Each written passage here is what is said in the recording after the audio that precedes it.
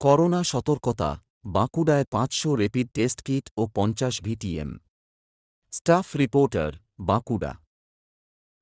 পড়শি দুই জেলা পুরুলিয়া ও পশ্চিম মেদিনীপুরে কোভিড আক্রান্তের খোঁজ মিলেছে। এরপরে বাঁকুড়া জেলা প্রশাসন নড়েচড়ে বসেছে। ইতিমধ্যেই জেলা প্রশাসন অতিরিক্ত সতর্কতা অবলম্বন করছে ভাইরাস যাতে দ্রুত ছড়িয়ে না পড়ে, সে কারণে জেলা স্বাস্থ্য বিভাগ আগে থেকেই প্রস্তুতি নিতে শুরু করেছে। জেলায় কোভিড পরীক্ষা আরও দ্রুত ও কার্যকরভাবে চালাতে স্বাস্থ্য বিভাগ ইতিমধ্যেই ৫০০টি র্যাপিড টেস্ট কিট ও ৫০টি ভাইরাল ট্রান্সপোর্ট মিডিয়া ভিটিএম সংগ্রহ করেছে।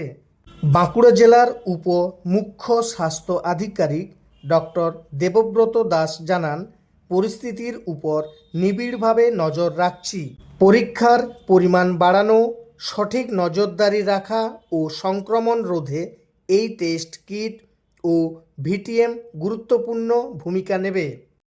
করোনা র্যাপিড কিট এটি এমন একটি পরীক্ষার পদ্ধতি যা মাত্র ১৫ থেকে ৩০ মিনিটের মধ্যে ফলাফল দেখাতে সক্ষম। এতে রোগীর শরীরে ভাইরাসের উপস্থিতি দ্রুত শনাক্ত করা যায়। ভিটিএম, ভাইরাল ট্রান্সপোর্ট মিডিয়াম, এটি একটি তরল যাতে সোজাব দ্বারা সংগৃহীত নমুনা সংরক্ষিত থাকে যাতে পরীক্ষাগারে পাঠানো পর্যন্ত ভাইরাস সক্রিয় থাকে। স্বাস্থ্যকেন্দ্রে ইতিমধ্যে নমুনা সংগ্রহের প্রক্রিয়া আরও মজবুত করা হয়েছে। স্বাস্থ্যকর্মীদের প্রস্তুত থাকতে বলা হয়েছে দ্রুত মাঠে নামার জন্য।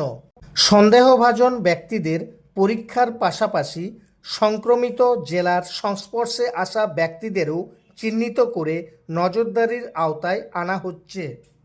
জেলা স্বাস্থ্য দপ্তরের এক আধিকারিক জানান, বর্তমান পরিস্থিতিতে সময়মতো নমুনা পরীক্ষা, সংক্রমণ চিহ্নিতকরণ এবং আইসোলেশনই মূল অস্ত্র। জেলা জুড়ে জনসচেতনতা বৃদ্ধির কাজও চলতে থাকবে। উল্লেখ্য, বাঁকুড়া এখনও পর্যন্ত কোভিড সংক্রমণের দিক থেকে তুলনামূলকভাবে নিরাপদ থাকলেও প্রশাসন চাইছে কোনোরকম ঝুঁকি না নিয়ে আগাম প্রস্তুতি সেরে ফেলতে। ধন্যবাদ জ্ঞাপন ও কৃতজ্ঞতা স্বীকার সংবাদ প্রতিদিন পত্রিকা। আপনি যদি বাঁকুড়াবাসী হয়ে থাকেন তাহলে অবশ্যই একটা লাইক করে দিবেন। এই মুহূর্তে কোন জায়গা থেকে আপনি নিউজটি দেখছেন অবশ্যই কমেন্ট করে জানাবেন ও বন্ধুদের সাথে শেয়ার করবেন। প্রতিদিনের আপডেট পাওয়ার জন্য সাবস্ক্রাইব করুন Jangalmahal Bankura news YouTube channel. ধন্যবাদ।